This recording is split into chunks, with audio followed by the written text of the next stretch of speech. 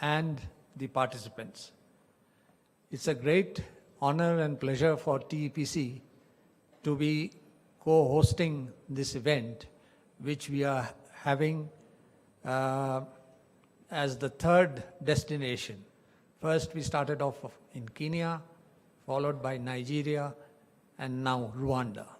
Normally, we have 2 successive events at one place so that follow-up can be done on whatever networking has been done in the previous event.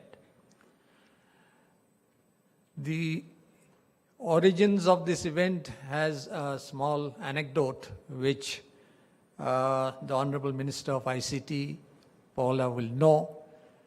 We had been talking about this event because annually, every year, we have in New Delhi, India Telecom Summit, where representatives from all over the world come.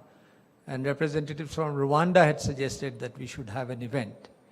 I had the honor and privilege of meeting the Honorable ICT Minister and at Barcelona in the World Mobile Congress. And we had a long discussion, and we agreed that this event should be held here. And we are extremely happy for the support that we have got from her for hosting this event. Just as a prelude, the history of telephony in India is practically the same as most countries. Prior to the reforms, it was treated as a monopoly, a natural monopoly, and most countries were providing services, manufacturing by government or in the public sector. But progressively, as mobile telephony came in, the concept of natural monopoly went, and public and private sector entered into a partnership for taking this movement forward. And it is in this connection, I would like to mention that even when it was a natural monopoly, there were 2 sectors where we had made some progress in the private sector. That was the cable industry, and you will be happy to know the optical fiber, one of our players is a leading manufacturer in the world, Sterlite. And they would have come, but there were certain other prior commitments. And the second is, you have one of our major service providers, Airtel, already here. And Airtel also was a small manufacturing venture by making those landline telecom equipments, which made its presence as Beetle in India. So we are happy that Airtel is already making its impact in Rwanda and in many other African countries. We have made tremendous progress in the digital sector. In fact, the new digital policy has been enunciated, and it is being followed up vigorously by the government from the Prime Minister downwards to everybody. It is practically the buzzword now in India. And in this effort, both private and public sector are working hand in hand.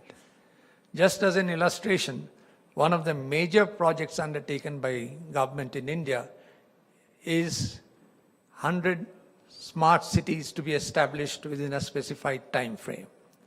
And these smart cities are public-private partnerships, and we have amongst us one major public sector player and one major private sector player. And they are working in Africa also. And it will be a pleasure for you to know how they have found the African experience. We have, as I mentioned, core competence in optical fiber, in networking equipments, even in smartphones. We have large number of innovators and startups who are taking tremendous interest in this. The role of TEPC is essentially as a facilitator. It facilitates, while holding these expos, networking, hand-holding, so that the marriages of the recipient and the giver takes place. And it is with this that we have come here to provide this facilitation. And with the help of the Honorable Minister for ICT here, we hope to sign an MOU at the end of the conference where the role of TEPC as facilitator to encourage public-private partnership, private-private partnership, public-public partnership between India and Rwanda. That would be an first step in establishing this marriage between India and Rwanda. I'm extremely happy that I had the opportunity to meet all of you, and we look forward to the successful exhibition and the Expo. Thank you.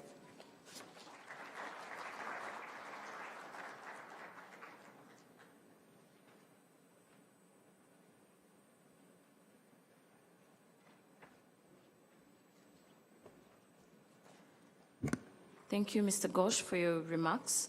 Now I'd like to call upon Mr. Sesagiri Rao, CMD of Telecommunication Consultants, India. Thank you.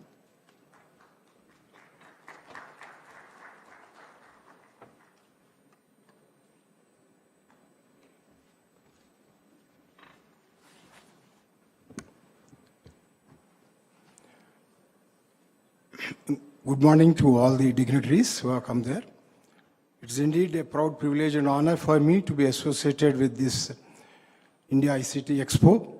I'm really thankful to the country of Rwanda for giving this opportunity to us along with TEPC. My special thanks are always to the ICT, Honorable ICT Minister, Mrs. Paula, and all other honorable ministers came from various dignitaries, and our ambassador, His Excellency, Mr. Karketa. See, the association of TCIL with Africa dates back to 1982. So we have been very friendly working with the African countries more than 36 years ago. So my colleague officer, Mr. Ghosh, was mentioning that the PSUs and the private sector who are working with Africa will be able to talk about how the atmosphere of working with the African countries is. We are the real example, live example of working with Africa. We have started our journey with the African countries, and way back in 1982, and we started with the cable laying at that time. Later on, we moved up the value chain. We did data center constructions. We did civil constructions, and so many other things we have done in Africa and have been continuously doing. And some of the things which is a matter of feather for us is the feather in the cap for us is the Pan-Africa project, which we have done in 2008, which ran successfully for 6 years.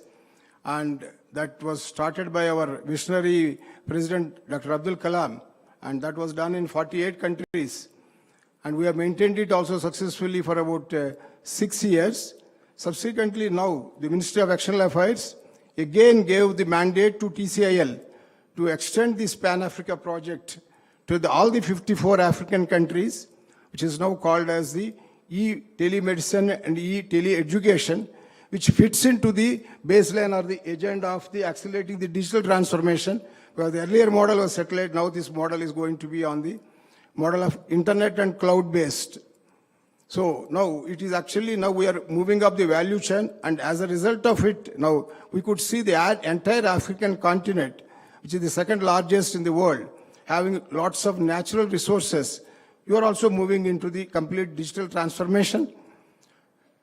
I also want to mention that how the impact of Digital India, the project, one of the successful projects which our Honorable Prime Minister has recently launched is the India Postal Payment Bank, where 135,000 post offices have been all e-connected. The entire work was done by TCIL, and it is actually bridging the rural divide between the urban and the rural. All these 135,000 rural post offices are going to become the banks, the small outlets of banks for all the local rural population.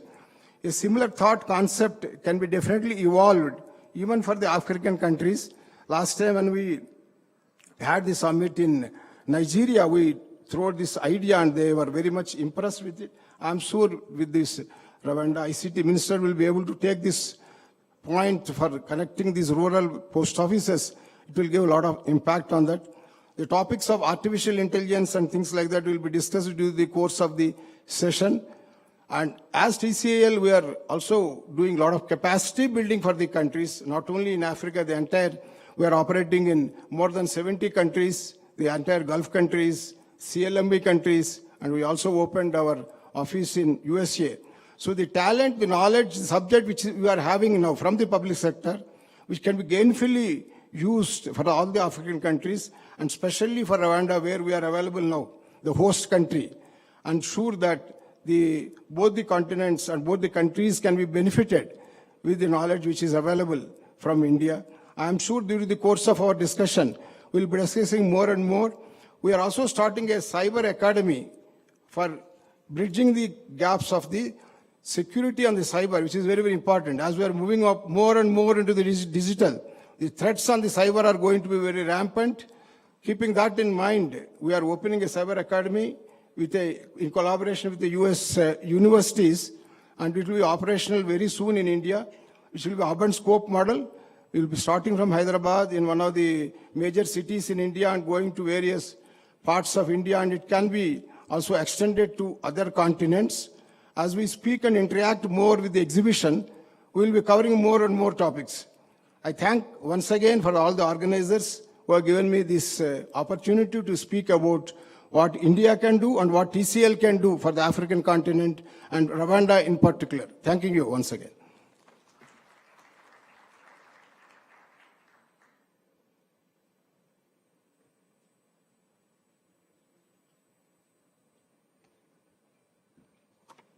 Thank you once again, Mr. Rao. Our next speaker with special remarks, I would like to call Mr. Sanjay Nayak, Managing Director of Teja Networks.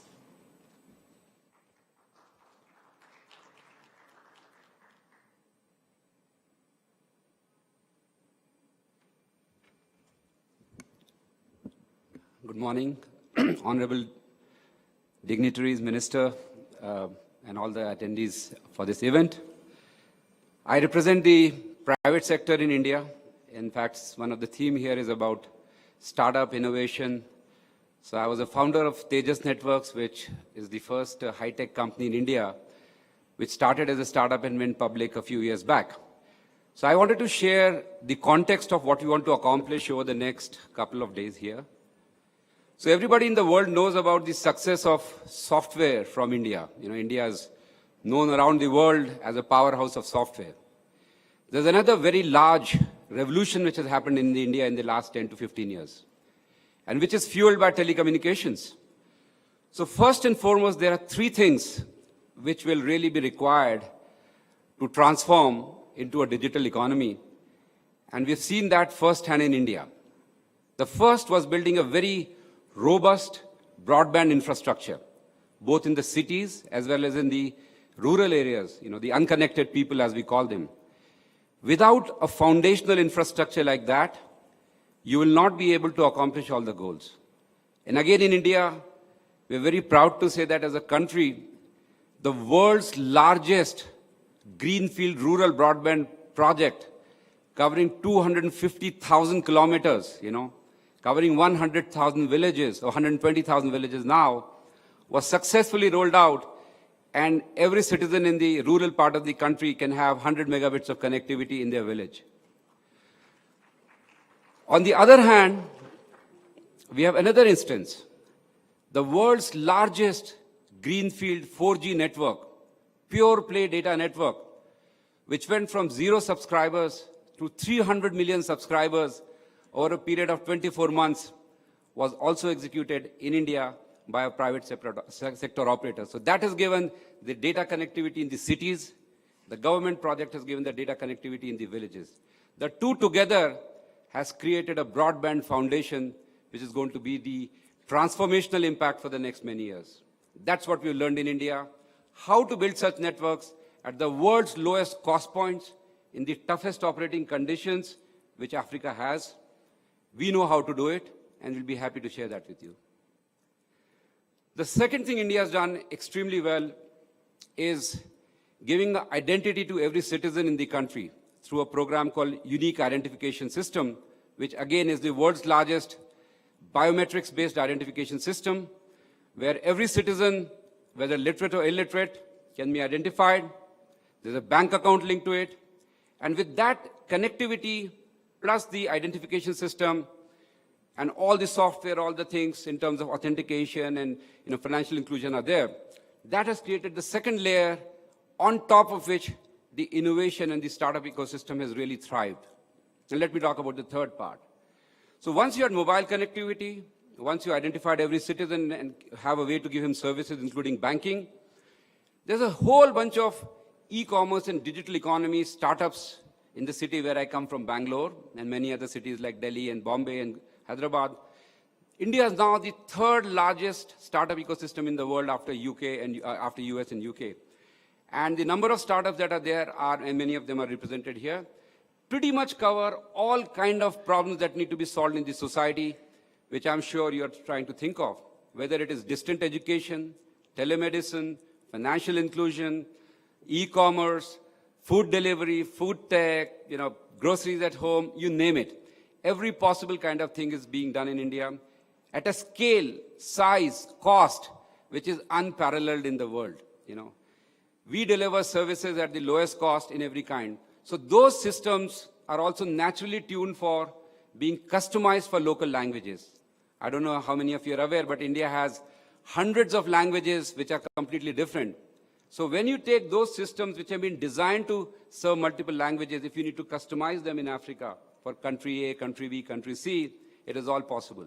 So this whole three stack of the network infrastructure, the foundational software, and all the ecosystem on startups are built, this is a powerful learning which India has had, which is very similar to the needs of emerging markets, emerging countries like Africa, where affordability is very low. Skill level is very important in terms of what you want to bring to the society and to the people. And all of that learning experience is what you would like to share over the next 1.5 days. And I'm pretty sure that the businesses that are represented over here, the participants who have come, we can all try to work together with you and really give you everything that we've learned and really make sure that your countries can actually progress from all the good work that India has done. And of course, we would like to do a lot more business with you. We've built world-class equipment, world-class products, which are as good as anywhere.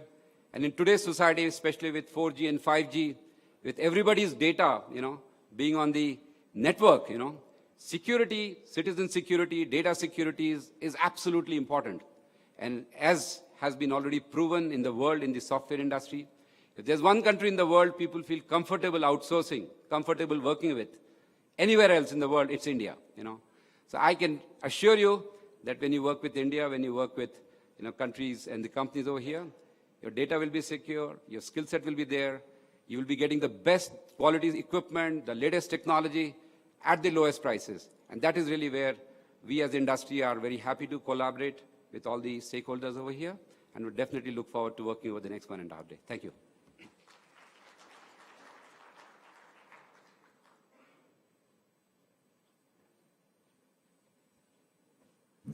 Thank you very much, Mr. Sanjay.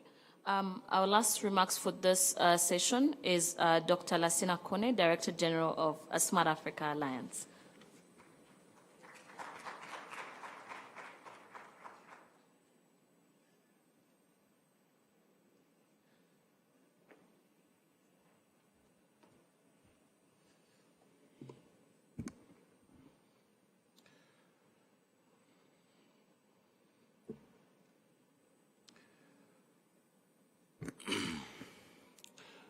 Honorable Paula Ingabire, Minister of ICT and Innovation of Republic of Rwanda, my dear friend. Honorable Kazembe Kazembe, Minister of ICT and Courier Services of Republic of Zimbabwe. Honorable Mark Michael Botomani, the Minister of Information, Civic Education and Communication Technology of Republic of Rwanda, Malawi. Mr. Shamel Ghosh, Chairman of TEPC, and Mr. Seshagiri Rao, Chairman of Managing Director of Telecommunication Consultant of India, government delegate, business leaders, distinguished guests, ladies and gentlemen. It is my distinguished pleasure to stand here today in front of this prominent gathering on the occasion of the India-Africa ICT Expo 2019 with the theme Accelerating Africa Digital Transformation Agenda. I would like, first of all, thank the organizer for this forum, for their engagement and commitment in fostering collaborations and cooperation between India and Africa. As we start this important forum, I would like to emphasize that Africa has a strong belief that technology and innovation will transform lives of ordinary citizens and spur socio-economic growth across the African continent. The cross-border nature of technology and innovations means that Africa and India, by working together, can unlock opportunities for government, private sector, and citizens.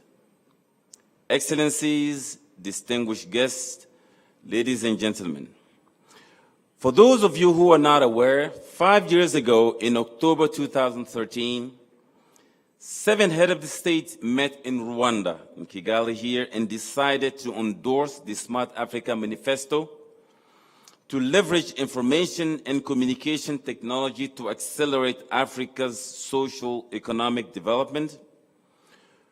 From the initial 7 countries, the Smart Africa Alliance has been growing in size and strength. Today, the Smart Africa counts over 25 member states, totaling a market of over 600 million population out of 1.2 billion population on the African continent. I'm very delighted today to inform you that the Republic of Zimbabwe is the latest to join as a 26th country member of the Alliance. Please allow me to recognize the presence of the Honorable Minister Raymond Kazembe, the Minister of ICT of Postal and Postal Courier Services of Zimbabwe, who has played instrumental role in joining the alliances last week. The alliance also counts over 30 private sector companies, including Huawei, Intel, and mentioning Tata Communication, of course, and international organizations such as African Union, and ITU, and the African Development Bank, led by His Excellency President Paul Kagame, President of the Republic of Rwanda, and Chairman of the Board of Smart Africa, along with his peers. Africa Head of State is seeing a new wave of leaders who are champions with the firm believers that change is the new constant. And if we need to act, it is today.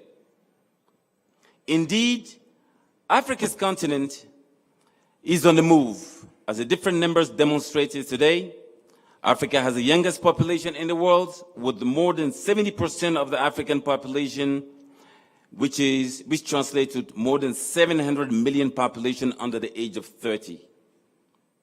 6 out of 10 of the world's fastest growing economy are in sub-Saharan Africa. 7% is expected annual growth over the next 20 years. 1 African out of 2 owns today a mobile phone, and it's expected that more than half of the Africa's entire population owns a smartphone by 2020. Building on digital revolution are platforms such as M-Pesa and have fundamentally changed the way that money is circulated on the continent. E-commerce is also growing rapidly. Similarly, government, business, and citizens are experiencing new ways of interacting, engaging, and doing business. Distinguished guests, ladies and gentlemen, standing here today on behalf of Smart Africa, I would like to share the interest and resolve of Africa to cooperate with India to promote cooperation on accelerating Africa digital transformation agenda. India has always been a partner of choice for Africa and has jointly delivered numerous projects and initiatives in energy, transportation, agriculture, and trade, just to name few. It is therefore a natural choice to collaborate on digital economy. We would like to welcome the government of India and the Indian private sector to intensify and establish deeper and deeper ties with us. There is no better time than today to make this partnership a reality.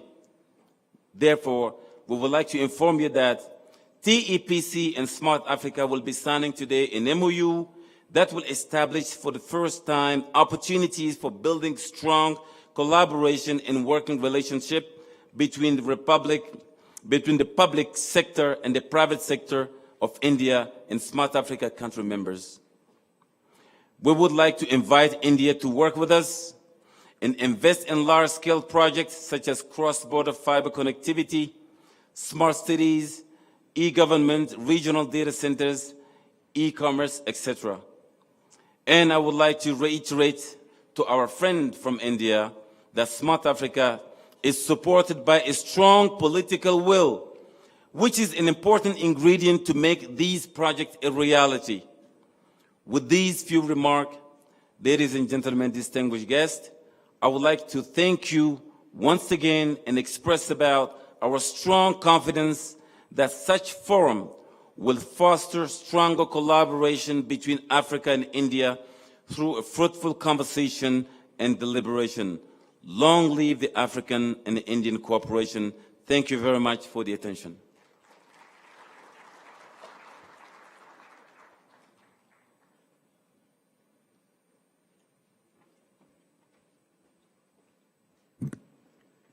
Thank you, Mr. Lasini. To follow this, I'd like to tell you that we have a translation for anyone who needs it. To thank Mr. Kone on what he was saying about the partnership between Smart Africa and India. Later on, we're going to witness an MOU signing of collaboration. For our next session, we're going to go into our first panel. The panel is called Accelerating Africa's Digital Transformation and Innovation Through Partnership with India. So my colleague Fiona Mbawasi is going to be our moderator for the session, so I would like to welcome her.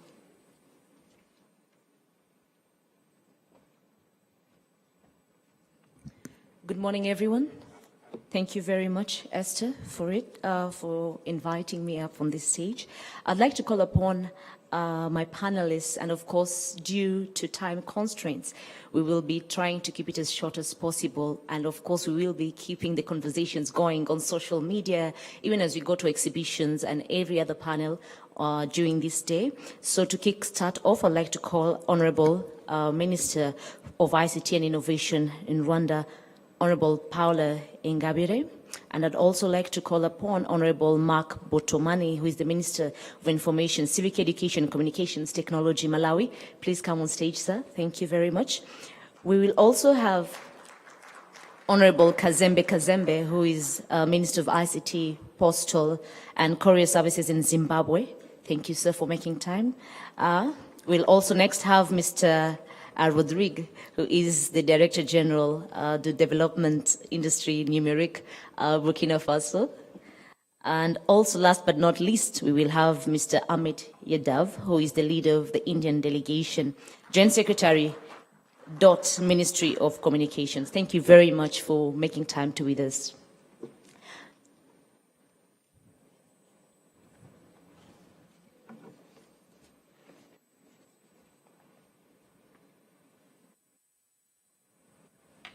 Thank you very much. Of course, today we are talking about accelerating Africa's digital transformation innovation through partnerships with India, but we will go in depth right now to discuss the needed policies, regulatory frameworks to accelerate Africa's digital transformation and innovation. And of course, I'll start off with you, Rodrigue, who is just next to me, Mr. Rodrigue. We have seen so many policies come on board, especially throughout the journey of Africa joining into the ICT and trying to see that Africa is catching up with the likes of Asia, which of course is, say, India. how do we ensure that actually these policies are harmonized throughout the African continent so that what is working in Burkina Faso can easily work in Rwanda and Zimbabwe and the rest of the African continent? To you, Rodrigue. Commence. French, yeah. D'accord.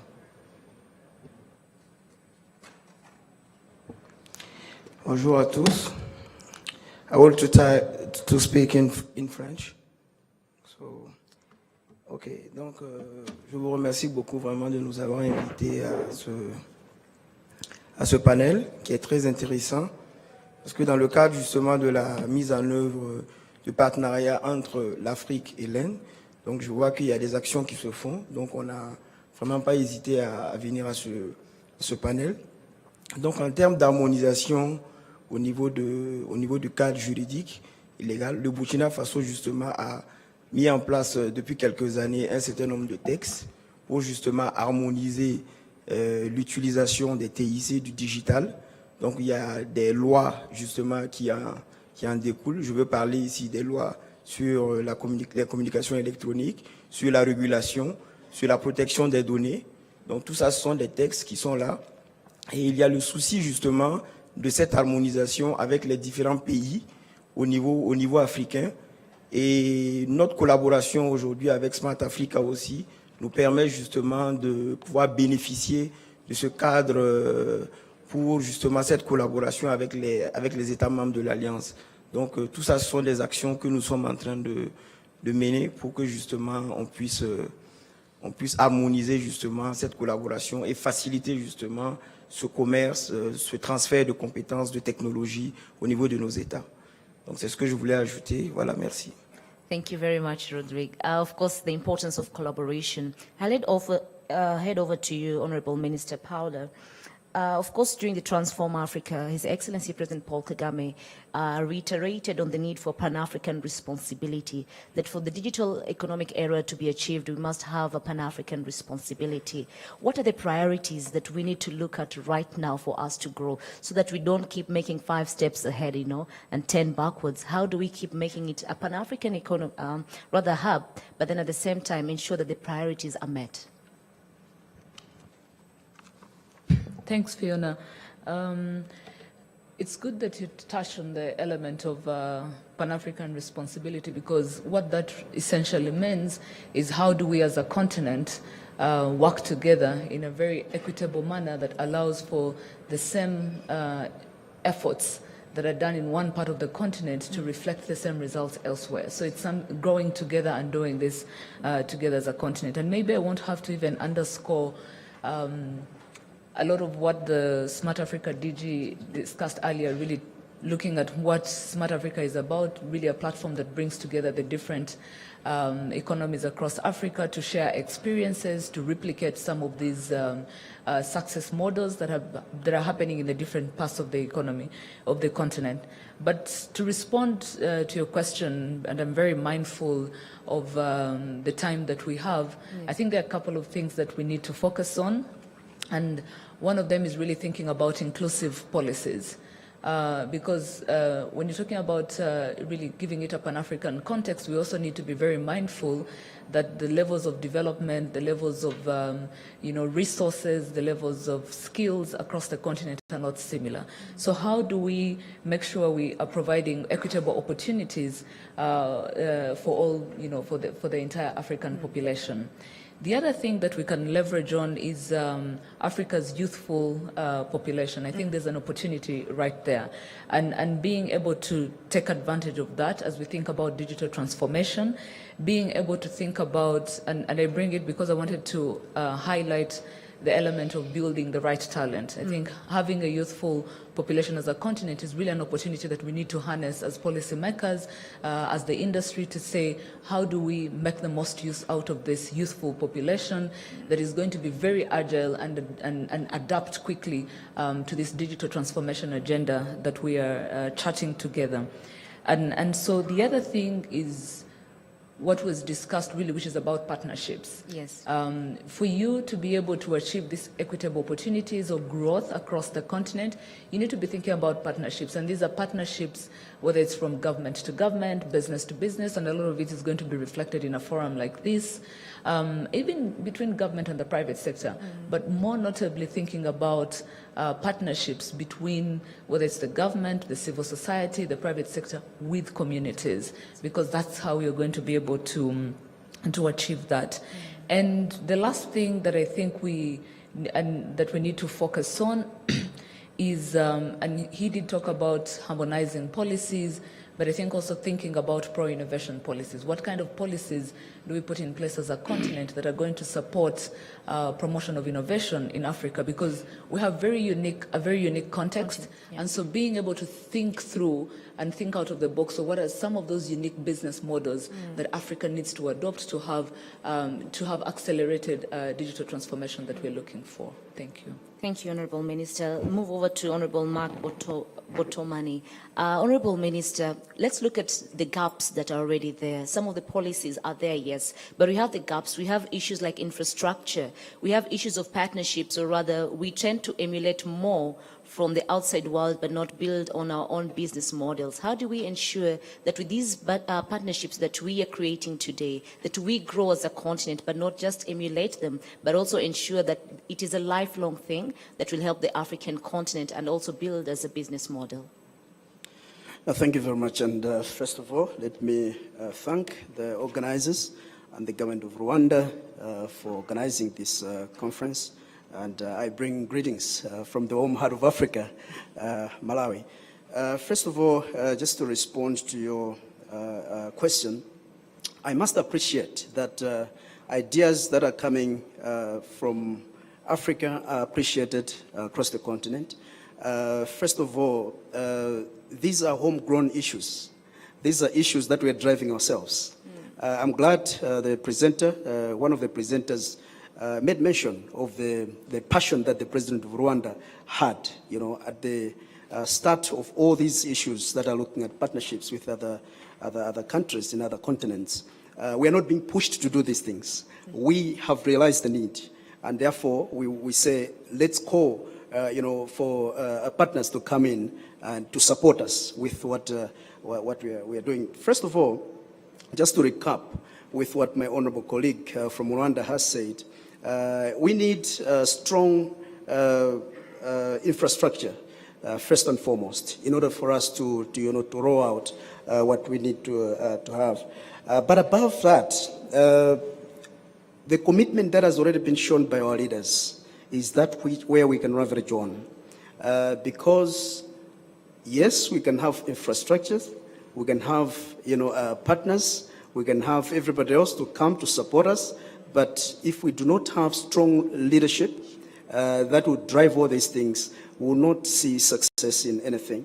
So like in Malawi, we have a very committed leadership because we have put ICT as one of the top priorities of priorities. We have about 9 priorities which we are driving, but ICT is at number 5. Which means there's already a commitment, on the government side. We have what we call Malawi Development Goals, number 3, which is actually ties in with the Sustainable Development Goals. And in there, ICT is, as I said, is at number 5. Now, as at now, in terms of infrastructure, we've already laid about 11,000 kilometers fiber backbone across the country, which means that even people in the remotest areas are able to access network, are able to access internet, for example. Another drive or milestone that has been made is the commitment that government has put in to put up towers across the country, because you would understand that yes, the backbone, the fiber can be laid across, but you also need, the towers in order to tap the signal from there. So just about 2 or 3 weeks ago, we commissioned that project where we see about 136 towers, erected across the country, where people in the remotest areas will be able to access, even watch TVs without network challenges, without much problems. So those are some of the strides that we have made. But also in terms of legislation, Parliament has been able to pass some legislations which tie in, with the, revolution, of ICT. In 2016, for example, we passed the Financial Crimes and Cybersecurity Act, which eventually the state president, assented to it. Now it is law. Of course, we have challenges. I was just, liaising with my honorable colleague from Zimbabwe in terms of fake news. Because, the Cybersecurity Act or law, there are also issues that are to do how we can, can arrest, the revolution of fake news. So these are some of the strides we have made, and of course there are more through our Malawi Communications Regulatory Authority, which is a body that is overseeing all these implementation of these regulations, of these laws that are in place. But I'm glad that we are making strides. And of course, with these partnerships that we are seeing today, we know that we will be able to make even more strides. And thank you. Absolutely. Thank you very much, Honorable Minister. Honorable Minister Kazembe, of course, you've mentioned some of the challenges. It is important to note that we are not only growing, but of course we have existing challenges. What would you say are some of the existing challenges to see that the digital economy or the digital era, is finally embraced? Because here I look at young entrepreneurs, I'm looking at startups that are trying to grow but still have issues. I'm looking at broadband connectivity back in the rural areas where people have issues with data, because we all know that data is still very expensive in Africa. How do you tackle such issues to ensure that the digital economic era is for everyone and not anyone is left behind? Thank you very much. I just want to start by acknowledging the presence of the host, Honorable Minister. Thank you very much for hosting us. And also let me take this opportunity to thank those who organized this very wonderful event. And also I want to thank the DG for accepting us into this family of progressive countries, if you like. I think the starting point is what has been alluded to by my colleagues, that I believe we have to remove the borders. We have to work as one big family, as one Africa, remove the borders. If we are to emulate countries like even India, countries like China, if we are to also have our own Alibaba, we have to look at Africa as one global village without borders when it comes to technology. But the biggest challenge, again, like alluded to by my colleagues, is that of infrastructure. We still do have infrastructure gaps. Whilst other countries are now talking of artificial intelligence, virtual reality and all the rest of it, us in Africa, we're still having challenges to ensure that there's inclusivity. Does everybody have access? I was actually excited when I heard that in India, they've actually rolled out a very good program where every rural home can have access to, can have 100 megabytes. We would want that in Africa. That's another area that we can benefit from India. What we have to do is governments have to focus on ensuring that there's broadband in every home. Broadband is going to have a huge impact on GDP, and as predicted by the World Bank, that by 2032, the impact of 5G in sub-Saharan Africa will be 30 billion, and that's a lot of money in any language. So which basically means our policies should be crafted in such a way that we ensure that that infrastructure gap is filled. What we are doing in Zimbabwe to ensure that the rural people are also included, they're not left behind. We have, like what my colleague was saying, we've also deployed some towers throughout. We've installed up to 20,000 kilometers of optic fiber. And we are also ensuring that each and every village have access to internet by deploying what we call community information centers. And to date, we've, I think, installed about 146 through our regulator. Because as you would appreciate, the private sector would not ordinarily go to rural areas if the traffic is not economically sustainable. That's where we believe government has to come in And in Zimbabwe, we're doing that through our own regulator portals, and I'm glad that the Director General is here. We are deploying those community information centers. And I also had the one speaker from India talking about how they've e-connected all their post offices. That's an interesting area. Again, we would very much welcome their assistance, because in Zimbabwe, we've got a lot of post offices around the country. What we're doing now, we're e-connecting them as well, converting them to information centers, so that all rural people, if they don't have broadband connectivity on their phones, at least they can go to their district office, they can access internet, and we are also training people. So basically, I believe the starting point, and I'm glad this new family called Smart Africa Alliance is bringing all of us together, removing the borders. And there's one thing I also like, where each country is picking up an area of focus. So that would mean that we don't duplicate. Like I know Rwanda is focusing on smart cities. I know Togo is focusing on blockchain, and I know Kenya is focusing on digital economy. As Zimbabwe would obviously want to focus on agriculture, because we believe our economy is an agro-based economy. That will make us move in one direction. We'll move at the same time in one direction, and we don't duplicate technology. I thank you. Thank you very much, Honorable Minister. I'll head over to Mr. Amit Yadav, and my question basically would be, Africa, as you know, is growing to be digital transformed. What are some of the success stories that you feel Africa can emulate right now, be it in terms of training, be it in terms of maybe adapting some of the skills that you have or the technical know-how that Africa can adapt right now, the success stories that are easily implemented into Africa, and the partnerships that can be made to ensure that Africa is digitally transformed? Thanks. And at the outset, I would like to thank the Honorable Minister, Rwanda, and for hosting us and giving us an opportunity to be part of this wonderful journey between India and the African continent, and also with Rwanda. And I'm sure you've asked a very topical question, but as was presented some time back during this earlier session, and what I heard today also, that there is a huge infrastructure gap which needs to be addressed, other than the training and the skilling part of it. And I think so. Let me just give you the India story. And in the India story, also you need to look at the numbers and the size of the country. India is a subcontinent with a 1,300 million population.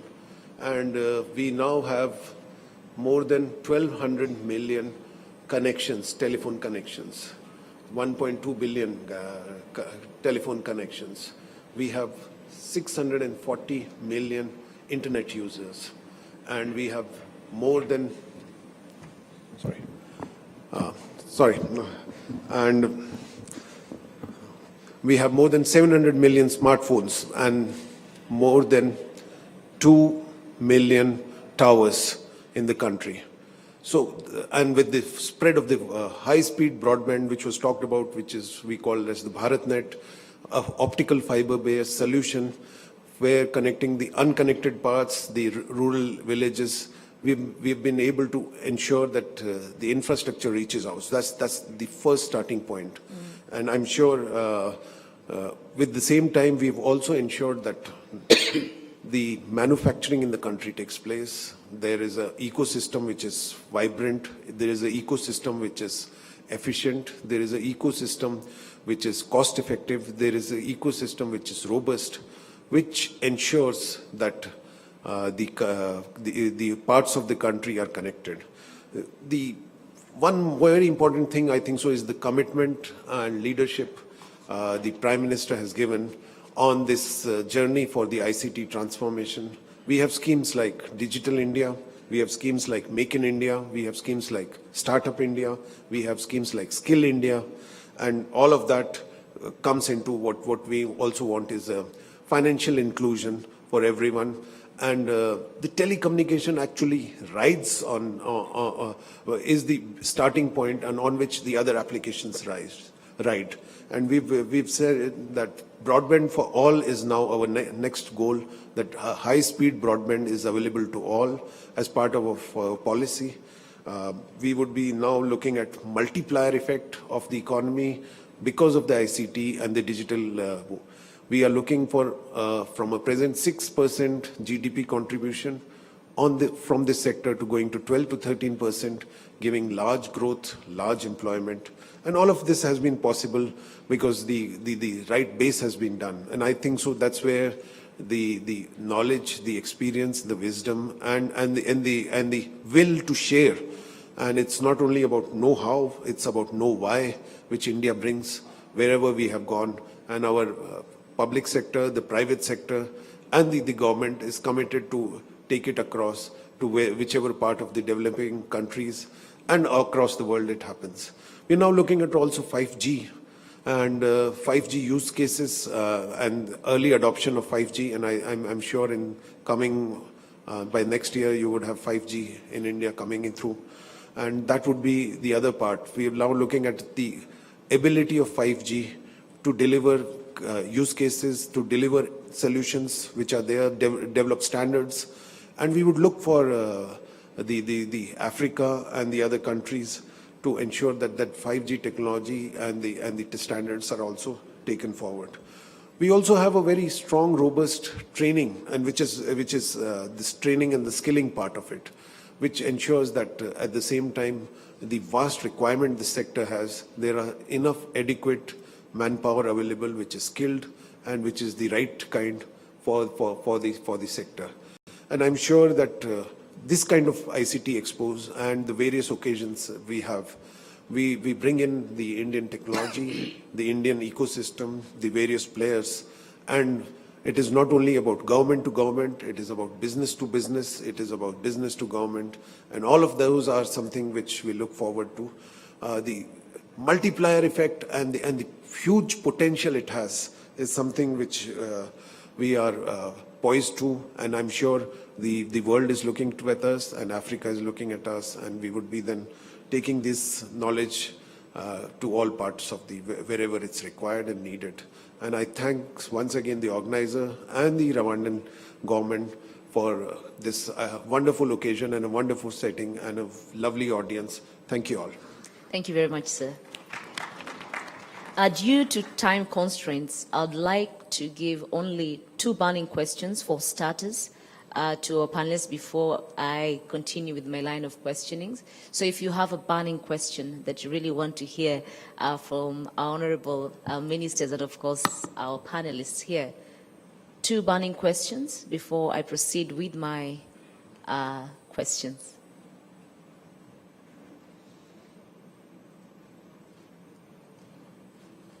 No question? Yes, sir. There's a gentleman here.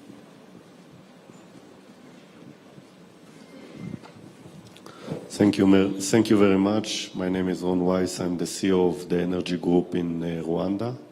My question is, lack of infrastructure, what is the best solution? Thank you. Thank you. Lack of infrastructure, what is the best solution? One more question before, yes, just next. Thank you very much. My name is Gift Machengete. I'm the Director General for Potras in Zimbabwe. My question is really to the honorable ministers. I've heard, we have talked of this Pan-Africanism in terms of ICTs, that we need a digital single market for Africa, Pan-African infrastructure policies, Pan-African spectrum policies, Pan-African technical standards, Pan-African regulatory frameworks and conditions. Now, my question is for the honorable ministers, what is the way forward? We have heard that in Africa, we are at different levels of development. Yes, but so, what do we do? What is the way forward? Are we going to be talking about this and maybe not doing anything? Or there is a roadmap that is there, which we will follow as African countries for us to also have this single, market, just like Europe has the digital agenda for Europe. Are we heading for that? And if so, what is the roadmap? Thank you. Thank you very much. I'll start off with the Honorable Minister Kazembe. What is the roadmap? What's the way forward? In my view, the way forward is a Smart Africa Alliance. I've had occasion to go through the manifesto, which is quite encouraging. I think I will need to share, DG must share with your other DG that information that you shared with me. I think that's the roadmap, to say the very least, because then, again, I'll probably allude to what I alluded to earlier on, that in that manifesto, what I noticed also is that countries are going to be focusing in different sectors. That's the only way we can leapfrog others. That's the only way we can work, reach the target faster. A good example, I gave an example where Togo is focusing on blockchain and Kenya, digital economy and all the rest of it. So once we have those different sectors and each and every country is focusing, specializing in that area, we can quickly move together and we can leapfrog others. And again, talking about the population, opening up borders, that creates a big 1.2 billion digital market. And with that, then we can match your China, your India, your America. But again, Smart Africa Alliance is the roadmap, if you ask me. I thank you. Thank you very much. Honorable Minister Botomani. Thank you very much. I may not differ with my honorable colleague because that's he has elaborated very well. That's the way to go. But another point is perhaps to use the avenues that are already there or the infrastructure that is already there. We have, for example, on our side, the SADC, Southern African Development Community. Then, of course, I know this side, you have the Eastern Africa, community. And then we have the Commonwealth. All these must be utilized. All these avenues must be utilized in order for us to harmonize our legislation. I know there's already a talk. I know it's kind of controversial, but there's a talk of one passport in Africa. Where I can, I can go to any country without any problem. So in that way, we should be able to compare notes with what we're doing. For example, in Malawi, what we're doing in Rwanda, what we're doing in Zambia, wherever. So we compare notes, and then we come up with strategies that can help all countries together. Because we have a common problem. We accept that we have a common challenge, and therefore must also be approached with a common solution. Absolutely. Honorable Minister Paula. So a couple of things to add on what my colleagues discussed. I think when he mentioned the single digital market, I think one of the things that we have to do as policymakers is really thinking about how we harmonize some of these policies and regulations. And that's something that we alluded to in the initial set of questions. And that is really as simply as if you have one platform where all Africans are buying and selling goods, that's just an example. How do we make sure that when someone puts in their information, their billing information, the same way that data is going to be treated in Rwanda is going to be a similar manner it's going to be treated in Malawi or elsewhere. And so really thinking about those policies that are going to be very critical to having this single digital market successful. And those could be EU has a great example of the general data protection regulations, and there's no reason why as Africa we cannot think of emulating and doing something similar that's very specific to us. The other thing is there are certain programs that even as policymakers, whether it's through Smart Africa or even at the African Union level, we've already started talking about having a single digital ID. And that's very important. If you're going to allow for free flow of people across the continent, then you must be able to have a single digital ID framework that allows for that to happen. And he did mention how in the different regions you have certain efforts that are being made. I know through Smart Africa we're looking at the One Area Africa network that really allows us to interconnect in terms of infrastructure, but also to make sure that it's done in a manner that allows for equal access to infrastructure. And very quickly as I wind off, and because we're talking about infrastructure, and I know the CEO of REG did talk about infrastructure, I think one needs to also ask themselves, why is there low, lack of infrastructure? And I think cost always comes at the very first issue, because you're looking at economies of scale, you're looking at the ability for people to use this infrastructure. And so the cost of really laying out the infrastructure is something that always comes up first as a challenge. And I know that as governments, what we're doing is how do we work with the private operators that are in our different economies to ensure that we are massively scaling up infrastructure and reaching the people at the bottom of the pyramid. A specific example to Rwanda would be the terrain, which would require that working with operators, we're thinking about different models of connecting people, because terrains are different, and you cannot think of one solution, working for every single place. And the last thing that we've done as Rwanda that I think has helped, and I see some of the operators in the room, I think is putting in place infrastructure sharing policies that really allow for operators to lower their cost of laying out infrastructure for the countries. And so I think these are models, again, that as a continent we can share and see how we can quickly, massively scale, because today we have at least half of the population on the continent, close to half of it, that is connected. But what happens to the other half? And if we're talking about this, about digital transformation, the digital economy transcending borders, then we must be intentional about laying out the infrastructure. Absolutely. We must be intentional in laying out the infrastructure. Good one, Honorable Minister. Thank you. I'll go over to you, Rodrigue. Of course, when you talk about laying infrastructure, we talk about data. We must not ignore the fact that cybercrime is an issue. We must not ignore the fact that data protection is also an issue. When you ask someone, say in the rural area, to even give you the identity number, it is an issue. It is a big issue. So how do you intend, how do we intend to see that the people are comfortable in giving you, one, the identification, and two, how do you protect the data as you go on?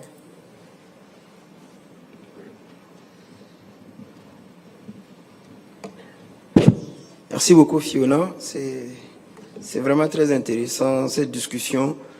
Je voudrais tout d'abord, avant de revenir à la question de la sécurisation, et parler un peu, compléter un peu la question des infrastructures. Je pense qu'il y a quelqu'un qui a posé une question sur la solution, justement, à comment est-ce qu'on peut résorber cette question infrastructurelle. Parce qu'au niveau de l'Afrique, la disponibilité du service est liée vraiment à tout ce qui est infrastructure dans sa stabilité.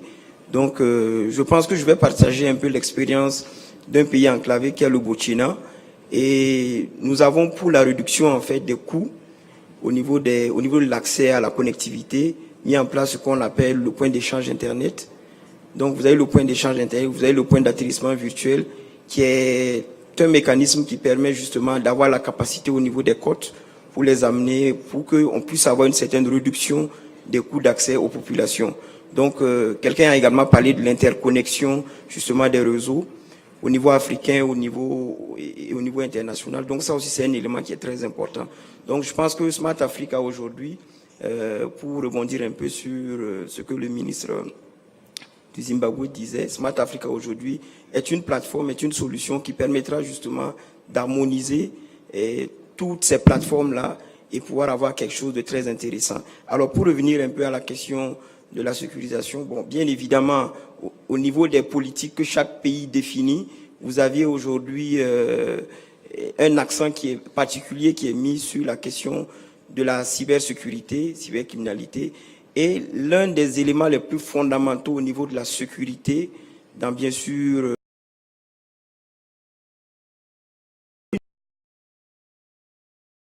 sont en train de faire des projets de mise en place d'identifiant unique de la personne pour pouvoir mieux maîtriser justement le flux de ces personnes, la gestion même des plateformes. Mais aujourd'hui, ok, donc je vais essayer d'aller un peu rapidement.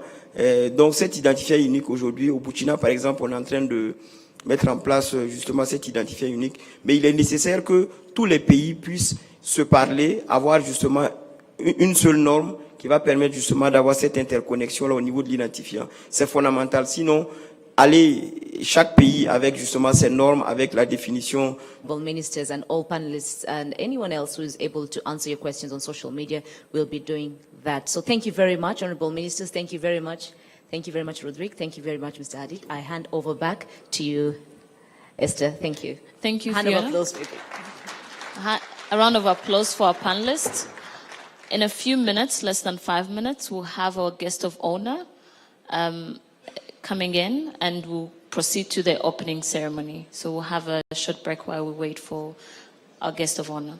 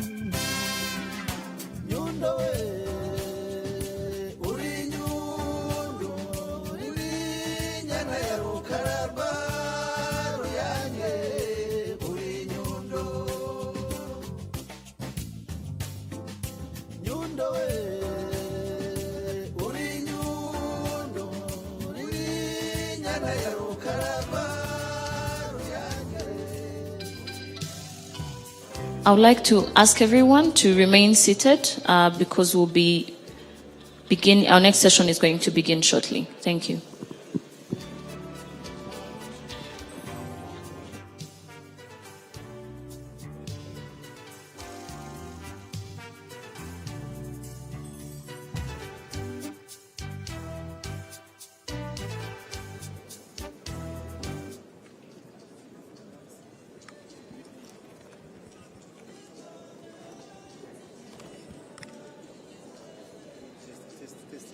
Test. Emma, urimo uranyumva? Ari sure ko aje se?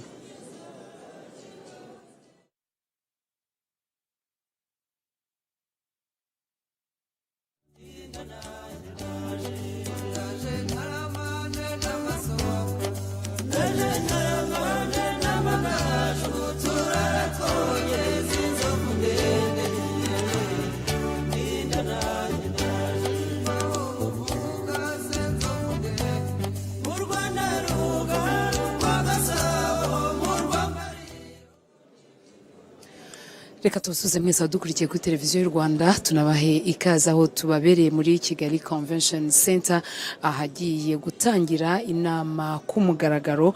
Ni inama ya India Africa ICT Expo. Iyi nama rero ikaba ari inama itegurwa n'igihugu cy'Ubuhinde, ariko kandi akaba ari inama igamije ubufatanye hagati y'Ubuhinde ndetse na Afrika muri rusange. Iyi nama rero icyo twababwira nuko igiye kubera hano mu Rwanda ku nshuro ya mbere, aho iza gutangizwa mu kanya katarambiranye na Minisitiri w'Intebe Dr. Edouard Ngirente.